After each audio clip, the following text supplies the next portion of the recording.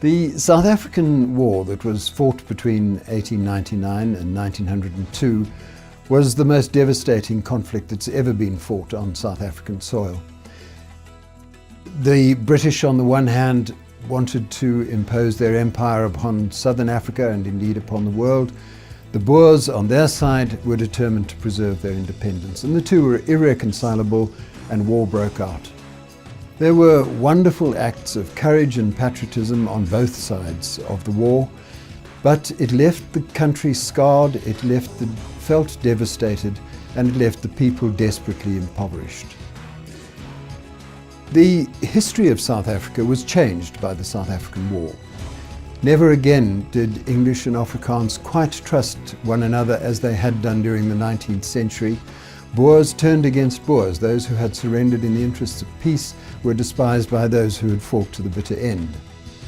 The British themselves were split towards the end of the war between those who felt that it had been justified and those who felt that it had not. Despite the denials on both sides, many black South Africans fought during the Anglo-Boer War, on both sides. They fought primarily because they hoped they would receive a better dispensation at the end of the war, but that of course never came about. The huge impact on the history of South Africa after the war didn't come from the big battles at the beginning of the campaign. They came during the long years of guerrilla warfare, during which there was immense suffering and where these bitternesses between different groups of South Africans arose. And the Magaliesberg was pivotal in that stage of the war. It was here that De la Rey's commandos were at their most effective. The Boers managed to use the rough mountain terrain to their advantage, and the British too used the cliffs of the Magaliesberg to try and drive their felt-wise opponents and entrap them against the mountains. So the Magaliesberg has left its mark very indelibly on the history of South Africa, and it is that campaign that we're talking about here. In 1899, the Boers issued an ultimatum to the British to remove their threatening troops from the Transvaal border.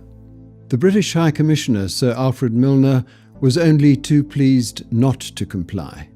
He was confident that a quick military victory would achieve his purpose, and so war was declared on the 10th of October of that year. The Boers immediately implemented the strategy that had been set out by their young state attorney Jan Smuts. It is essential, he said, that the Republicans get the upper hand by taking the offensive and advancing deep into the Cape Colony and Natal before the arrival of the British reinforcements. That initiative was spectacularly successful. Within a couple of months, the British were driven back and besieged in the towns of Ladysmith, Kimberley and Mafeking. But there the old Boer generals Joubert and Cronje stalled. The invasion advanced no further and the Boer advantage was lost. By February 1900, the tide had turned. Enormous numbers of troops from all over the empire landed in South Africa, and they advanced inland under the command of General Buller in Natal and later Lord Roberts through the Cape. The sieges were lifted and the Boers were in full retreat. Defeated and dejected, most of them surrendered their arms and returned to their farms. In May, Roberts's huge army crossed the Vaal River and marched towards Johannesburg and Pretoria. During the build-up to the war, 4 great forts had been constructed to protect Pretoria. 2 of them, Skanskop and Klapperkop, remain today as military museums, but the other 2, Wonderboom and Daspoort, on the Magaliesberg side of the city, are now derelict. In the end, none of those forts were used in Pretoria's defence. The huge Long Tom Creusot guns and other armaments had been removed earlier and taken into the field, and before the British even reached Pretoria, the President of the Zuid-Afrikaanse Republic, Paul Kruger, had evacuated the capital, and he was governing the country from a railway carriage. As Roberts advanced towards Pretoria, he sent a column under Sir John French to encircle the capital from the west. Past what is now Lanseria Airport, the column crossed the Crocodile River and entered the Kalkjuvel Pass. In 1900, this was a narrow track between steep, rocky slopes And about halfway down the pass, a commando under Commandant du Toit lay in wait. Suddenly, as the British vanguard reached the narrowest part of the pass, du Toit's men opened fire. 2 troopers were killed instantly and a third mortally wounded. For a while there was pandemonium. Retreating horsemen were blocked by others coming forward. Men took cover behind their wounded horses. And eventually the New South Wales mounted infantry stood their ground, order was restored, and gradually the British regained the advantage. Just before dawn, the Boers retired, leaving 20 men dead in the pass. The next day, French crossed the Crocodile River, and 2 days later he released 3,000 prisoners of war at Waterval near Onderstepoort. Meanwhile, Roberts's main army had marched triumphantly into Pretoria, and the Union Jack was hoisted over the Raadsaal. And on the 6th of June, the triumphant British army paraded on Church Square. The war, they thought, was over, but there is no victory without a vanquished enemy, and the Boers had not been defeated. 25 kilometers to the east, Commandant General Louis Botha was regrouping the tattered, demoralized remnants of the Transvaal commandos in the Magaliesberg. And a week after the occupation of Pretoria, Lord Roberts sent 3 brigades to try to conclude the war. Sir John French's column attacked along the north of the Magaliesberg, and General Ian Hamilton moved out from the Bronberg in a pincer movement from the south. Sir Reginald Polikaru held the centre. 14,000 men against Botha's 5,000. Confronted by an army 3 times the size of his own, Botha deployed his forces across a 40-kilometre front of mountainous country on either side of the Donkerhoek Pass, concentrating his limited manpower on the flanks. Polikaru could have walked through the pass, but he was told to wait until the jaws of the pincer closed. They never did. The Boers held their line at both ends of the vast battlefield. Hamilton sent wave after wave of men to take the high ground called Diamond Hill, and at the end of their second day they did succeed, but at enormous loss of life. And that night the Boers slipped quietly away to reorganize for a new phase of the war. They split up under 4 independent generals, and from then on they relied on their mobility and guerrilla tactics to frustrate the British. Unquestionably, the best of the independent generals was Koos de la Rey, who took command over the Magaliesberg and the Western Transvaal. Before the war, he had opposed President Kruger and his inflexible stance. When Kruger called him a coward, his retort was powerful and prophetic. I will do my duty as the Raad decides, and you will see me in the field fighting for our independence long after you and your party who make war with your mouth have fled the country. De la Rey's first task was to re-recruit and inspire the Boers who had capitulated and returned to their farms. He and his 2 fighting generals, Lemmer and Rooibull Oosthuizen, worked furiously amongst the farmers in the Magaliesberg, and by July they had enough men to resume the fight. The change in mood was recorded in the diary of Max Weber, a German-Swiss geologist fighting with the Boers. When something sounded through the air, it told of heroic deeds of war and battle. The reports became more definite until at last the fact became known. The war is not yet over. General de la Rey is returning with commandos. Barely a month after the fall of Pretoria, Oosthuizen felt confident enough in his re-recruited commando to attack a column of 1,300 infantry and artillery under Major General Smith-Dorrien on their way to relieve the pressure on Rustenburg. Oosthuizen chose to ambush them on his own farm Dwarsvlei, near the modern Maropeng Information Centre, where he could look down from the Witwatersburg onto the Krugersdorp-Hekpoort Road. Smith-Dorrien's artillery galloped too close to the Boers' rifle fire. Within half an hour, 14 of the 17 gunners had been killed or wounded. The survivors tried to build protective rock sangers around themselves as they lay trapped with their dead colleagues next to their guns. Captains Gordon and Younger of the Gordon Highlanders each won Victoria Crosses that day for trying to bring the guns back to safety. Younger and 3 other Highlanders were killed in that attempt. The battle continued all day, and at dusk, General Oosthuizen was mortally wounded while leading a final charge against the guns. He and Younger lie a few meters from each other in the now neglected Krugersdorp Cemetery. No other monument commemorates the spot, where the Boers lost one of their most gallant generals and where 2 British soldiers won their country's supreme decoration for valour. On the same day as the Battle of Dwarsvlei, the Boers had another success at Silkaart's Neck, one of the 2 passes over the Magaliesberg near the present Hartbeespoort Dam. Late on the 10th of July, the Lincoln Regiment under Colonel Roberts camped at Silkaart's Neck.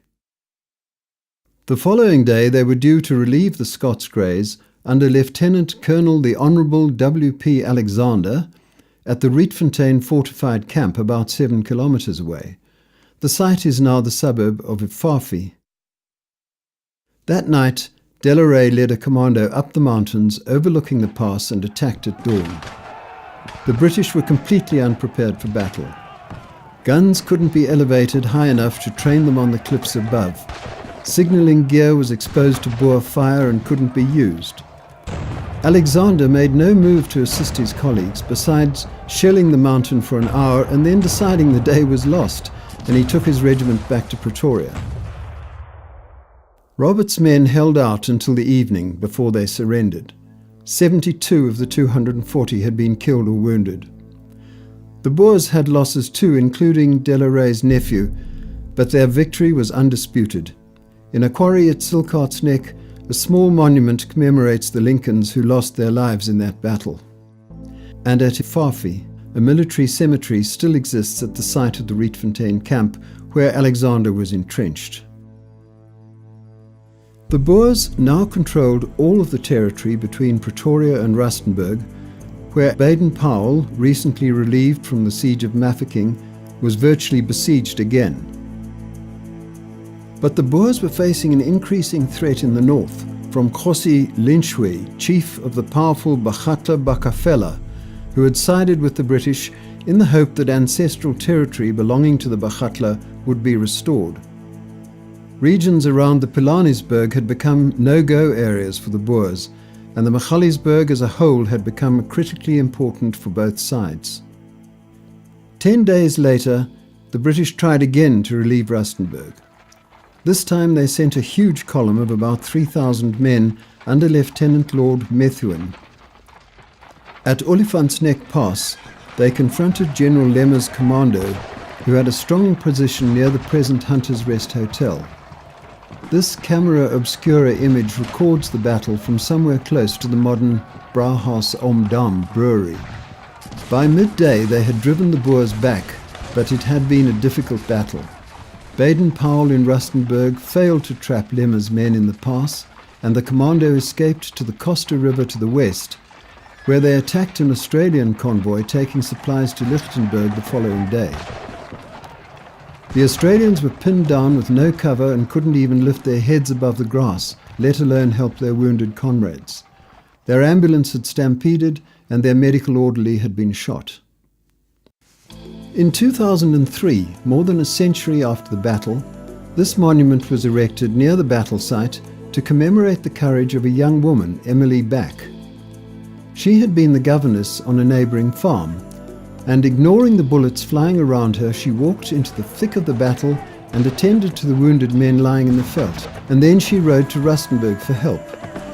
A dispatch from the Australian commander commending her action was intercepted by the Boers, and years after the war, Jan Smuts returned that captured commendation to her family, but she never received any official award for her courage. 2 weeks after the battle at Costa River, the Australians were again involved in a desperate battle. On the banks of the Elands River, now the town of Swartruggens, a supply depot with 100 wagons and 1,500 horses, cattle and mules was guarded by about 200 Rhodesians and 300 Australians under Colonel Charles Hoare. On the 3rd of August, 2,000 burghers under Delaray surrounded the depot. At dawn, they began a relentless barrage. 1,700 shells landed on the exposed hilltop on that first day. 5 men and hundreds of draft animals were killed and maimed. That night, the colonials dug trenches in the stony shale, and the next day the bombardment continued. A relief column under General Carrington was then seen approaching, but when Carrington saw the size of the Boer force, he hastily retreated, all the way back to Mafeking. The garrison was devastated, but it continued to hang on. Baden-Powell had also sent a relief column from Rustenburg, but when they were 20 kilometers away, they heard the fading sounds of gunfire from Carrington's retreat, and they assumed that the garrison had been rescued. They didn't bother to confirm this unlikely assumption.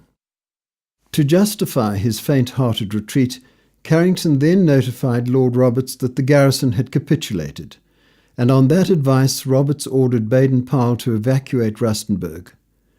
De la Rey offered terms of surrender, but Colonel Hall refused. In the stench of decomposing carcasses and the acute shortage of water, the abandoned Australians and Rhodesians endured another 10 days of continuous bombardment, 13 days in all.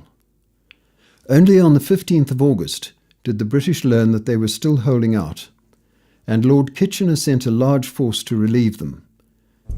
The graves of the 12 soldiers killed in the siege lie in a small military cemetery on the site, and modest monuments commemorate the various groups who fought there. This was the first time that Australians had stood in battle as a single federated nation, and their countrymen today show great pride in this brave stand. While the Rhodesians and Australians were holding out at Elands River, one of the most famous escape stories in military history was unfolding under the leadership of Christian de Wet, commander of the Orange Free State Army. In mid-July, almost the entire Free State Army had been trapped and defeated in the Brandwater Basin. But their president, Martinus Steyn, and de Wet had escaped with about 2,500 men. Steyn wanted badly to meet his counterpart, President Kruger, and persuade him to continue the war. Although surrounded by a huge army, they crossed the Vaal River in August and so commenced a dramatic chase towards the Magaliesberg. De Wet rode frantically. He released his prisoners to prevent them from slowing him down. He burnt the veldt behind him to screen his position from the British guns, and behind him came Lord Methuen foremost columns, driven with equal determination and moving fast with exhausting route marches and barely any rest for men or horses. On the third day of the chase, they were so close to the Boers that de Wet only kept them at bay by firing his guns until it was too late to save them. In his words, "With the loss of the cannon we saved the lager." He drove his wagons at such a pace that 16 were abandoned because the exhausted mules were collapsing in their harnesses. The British could only release or destroy the dying animals and then move on. At the beginning of the chase, Lord Roberts ordered General Ian Hamilton to go immediately to Olifant's Neck to prevent de Wet from crossing the mountains at that point. Roberts's orders to Hamilton were explicit. It is of the utmost importance that de Wet should not be allowed to get north of the Magaliesberg. If he escapes you, he will assuredly join Botha. If you stop him, the war will be practically over. On the night of the 13th of August, the Boers reached the farm Roodewaal, close to the Magaliesberg. Behind them was an army 10 times their size, and ahead were the mountains. The only 2 passes within reach were Olifant's Neck directly ahead and Magata's Neck to the west. Believing that Hamilton had closed Olifant's Neck, Methuen's column veered westwards to cut off the Magata's Neck. De Wet's commando now appeared to be trapped with no possible escape. But Hamilton had not closed Olifant's Neck. He had ignored Roberts's orders and moved south, hoping to intercept de Wet as he crossed the Highveld. Olifant's Neck was in fact held by Commandant Boshoff of the Pretoria Commando, and when this news was brought to de Wet at midnight, the Free Staters, despite their exhaustion, remounted immediately and moved through the pass into the bushveld. After a brief rest, they then moved along the north of the Magaliesberg towards the British camp at Rietfontein. De Wet sent an emissary under a white flag to Baden-Powell to ask him to surrender, The point of such impudence, of course, was to gain information about the strength of Baden-Powell's forces. This done, he sent most of his commando to accompany Steyn to meet Kruger in the Lowveld, while he took the remainder on a steep and difficult track over the Magaliesberg to continue the fight in the Orange Free State. But the Boer accomplishments came at a terrible price. Roberts was frustrated at his inability to conclude the war, and he intensified his policy of burning farms which were suspected of giving succour to the Boers.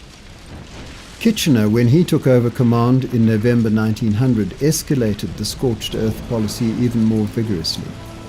Magaliesberg farms were particularly severely dealt with. Women, children and servants were taken from the condemned farms to concentration camps. Those from the Magaliesberg area were sent mostly to Krugersdorp. Ostensibly created as places of safety for the evicted civilians, the camps became notorious for their high mortality rate, especially amongst children. In addition to the destruction of farms, the mountains themselves were scoured and arms and supplies were ferreted out of the secret kloofs and caves. The Boers operated small industries in the kloofs. This drawing is based on a meticulous description by Max Weber of a mill in the Damhoek area. These clandestine enterprises were all eventually discovered and destroyed, and there is no trace of them to be found today. By December, the British seemed to have dominated the Magaliesberg area. Rustenburg and all the major passes were held by formidable garrisons. Farms were in ashes, and one officer described the road between Rustenburg and Pretoria as being as safe as Piccadilly. But two battles at Buffelspoort and Nooitgedacht showed that such confidence was again premature. On the 3rd of December, a large ox wagon and mule train carrying supplies to the Rustenburg garrison was attacked at Buffelspoort by 600 Boers under De la Rey and the newly appointed General Jan Smuts. The wagons were soon captured, but the West Yorkshire escort held out on a hill. By dusk, many of them had been killed, and the others grimly waited the final attack. But De la Rey and Smuts had achieved their objective. They had retired with all the booty their men could carry, setting fire to the wagons which were left behind. The Boer success at Buffelspoort was followed 10 days later by their most overwhelming victory in the whole Magaliesberg campaign. A column led by Major General Clements camped on the farm Nooitgedacht, below the highest cliffs in the range. Guards and a signalling corps were posted on top of the mountain. De la Rey and Smuts contemplated the vulnerable position of the camp, but were reluctant to attack. And then, quite fortuitously, General Christian Beyer's force arrived from the north on the 12th of December. Their combined commandos now outnumbered the British 2-1, and an attack was quickly planned. That night, about 600 men under Commandants van Staden, Krause, Kemp and Marais climbed the northern slope to capture the summit. A 5th commando under Commandant Badenhorst moved along the base of the cliffs, but it was repulsed after a fierce battle with a mounted infantry post outside Clemens's main camp. Later, De la Rey led his men against the camp, while Smuts moved to the southeast, but he failed to cut off Clemens's retreat. On top of the mountain, the Boers, who seldom fought without their horses close by, initially faltered in the face of volleys of rifle fire from the British. But eventually their numbers overwhelmed the 150 pickets and signalmen in hand-to-hand fighting, and by 7 o'clock they were in control of the summit overlooking the camp below. The camp was in turmoil. With the draft animals killed, men were sent in to drag the guns to safety. Others tried to climb the narrow path to retake the summit, but they were all shot down. Eventually, Clements managed to organize a disciplined retreat to a small hill, from where he shelled his recently evacuated campsite, where the Boers were indulging in what Smuts described as pandemonium, in which psalm singing, looting and general hilarity mingled with the explosions of bullets and bombs. Their indulgence enabled Clements to escape back to Pretoria that afternoon, leaving more than a third of his men dead, wounded or captured. After the success at Nooitgedacht, Beyers, Delaray and Smuts moved west from the Hekpoort Valley to the farm Noupoort, which belonged to Commandant Steenkamp of the Rustenburg Commando. There, on the 16th of December, a date sacred to Afrikaners, they laid stones on a cairn to celebrate their recent victory. Early in 1901, the British occupied Noupoort themselves and established a large entrenched camp on the heights not far from the Boer commemorative cairn. From this position, they could keep watch over the Magaliesberg and the intervening valley and continue to drive the Boers further and further to the west. By the middle of 1901, the British effectively controlled the area now known as the Magaliesberg Biosphere, with Lenschwitz-Bagatla dominating the north. But further to the west, the Boers were still able to unsettle them in two actions at Vlakfontein and Moetville.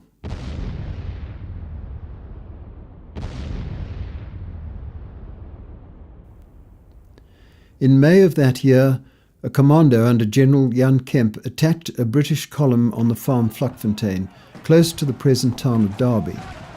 Riding behind the smokescreen of a veldfire, the Boers could get right up to the British artillery, who could only shoot blindly into the dense smoke. At the last minute, the Boers charged through the flames. 17 out of 20 British gunners were shot down, and Kemp's men took command of the guns and turned them back on the British. But as the smoke of the veldfire blew on, Kemp's position became exposed, and the Derbyshire Regiment were able to fight their way back and retake their guns. Years later, the town of Derby sprang up near the battlefield and took its name from the regiment that had fought there. 5 months later, Delaray led a dawn attack on a column led by Lieutenant Colonel Kekewich, who had previously been the defender of Kimberley, on the banks of the Ceylon River. Men stumbled from their blankets in the hail of gunfire, horses stampeded and the picket lines were shot down. Orderlies, cooks and servants were enlisted, and together they drove the Boers off at bayonet point, but the damage was severe. A quarter of the column lay dead or wounded, and more than 500 horses and oxen had been shot or fled in terror. As the British tightened their control of the Magaliesberg during 1901, they built a number of fortifications at strategic points along the range. Some, like Barton's Folly in the Hekpoort Pass, were quite substantial and are still standing. But most were blockhouses built on the rice pattern, a low stone wall surmounted by a corrugated iron shield and a steel roof. From August 1901, Kitchener began encircling whole areas of the country within a perimeter of blockhouses and barbed wire. Waves of infantrymen swept through the enclosures, taking hundreds of prisoners, including civilians. With the clearing of the blockhouse enclosures, war in the Magaliesberg was over. On the 31st of May 1902, peace was declared. The commandos all surrendered and South Africa moved ahead out of this dreadful war. There had been valour, but there had also been extreme stupidity. 30,000 farms had been destroyed. 70,000 people had lost their lives. 500,000 horses had died in this endeavour. But it was out of the ashes of this terrible war that South Africa, the country in which we live, was born. And it was in the Magaliesberg that we can come to pay tribute to the valour and the bravery of people who were there, but also to the importance of the history that was made in these mountains.